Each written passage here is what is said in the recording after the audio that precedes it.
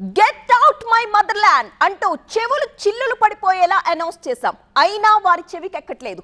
మీ దేశానికి మర్యాదగా వెళ్ళిపోండి అని హెచ్చరించాం. అయినా కదలట్లేదు. మరి వాళ్ళని ఏం చేయాలి?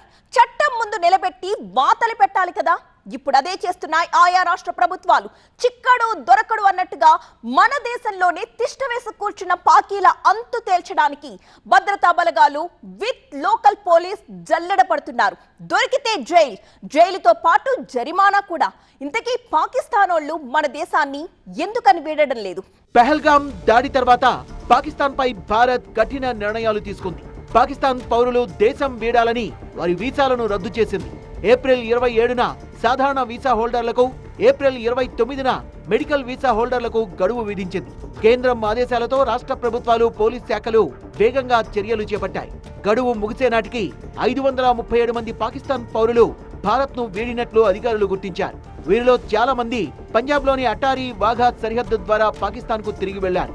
ఏప్రిల్ 24 నుంచి 27 వరకు 4 రోజుల్లో 537 మంది వెళ్లగా ఒక ఆదివారం రోజే 287 మంది సరిహద్దుల్ని దాటారు. కొంతమంది ఎయిర్పోర్టుల ద్వారా వెళ్లినట్టు అధికారులు తెలిపారు.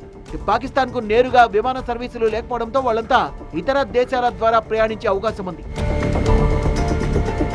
మహారాష్ట్రలో 5050 మంది ఉన్నారని, వీరిలో 1000 మంది స్వల్పకాలిక వీసా హోల్డర్లు దేశం వీడాలని ఆదేశించారు. పూణేలో 111 మందిని బహిష్కరించే ప్రక్రియ మొదలైంది. తెలంగాణలో 213 మంది ఉన్నట్టు గుర్తించారు. గోవాలో 3 స్వల్పకాలిక వీసా హోల్డర్లను వెళ్లిపోవాలని ఆదేశించగా 17 మంది లాంగ్ టర్మ్ వీసా హోల్డర్లున్నారు. మధ్యప్రదేశ్లో 228 మంది ఉండగా వారంతా వెళ్లిపోయినట్లు ప్రభుత్వ వర్గాలు తెలిపాయి. కొంతమంది గడువు ముగిసినా దేశంలోనే ఉండిపోయారు. మహారాష్ట్రలో 107 మంది ఆచూకీ తెలియలేదని వారి కోసం పోలీసులు గాలిస్తున్నారు.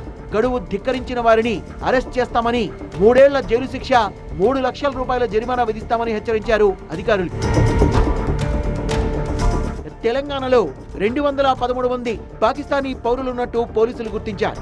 వీరిలో 156 మంది లాంగ్ టర్మ్ వీసా హోల్డర్లు, 13 మంది స్వల్పకాలిక వీసా హోల్డర్లు, 39 మంది వైద్య బిజినెస్ వీసా హోల్డర్లు ఉన్నారు. హైదరాబాద్ లో 4 స్వల్పకాలిక వీసా హోల్డర్లు శంషాబాద్ ఎయిర్పోర్ట్ ద్వారా దేశం వీడినట్లు పోలీసులు కన్ఫర్మ్ చేశారు. మిగిలిన వారి ఆచూకీ కోసం పోలీసులు, ఇమిగ్రేషన్ అధికారులు కలిసి జాయింట్ ఆపరేషన్ చేస్తున్నారు.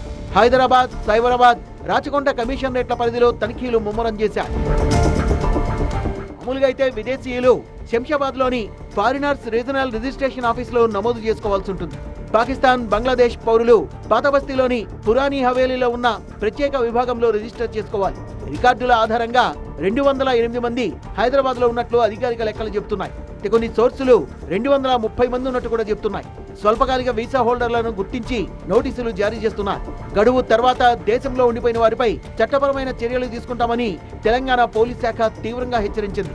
మరోవైపు దేశవ్యాప్తంగా పోలీసులు అక్రమంగా ఉండిపోయిన వారిని గుర్తించేందుకు సోదాలు జరుగుతున్నాయి. మహారాష్ట్రలో 107 మంది ఆచూకీ తెలియకపోవడంతో గాలింపు చేపట్టారు. గుజరాత్ లో, గోవాలో కూడా తనిఖీలు జరుగుతున్నాయి.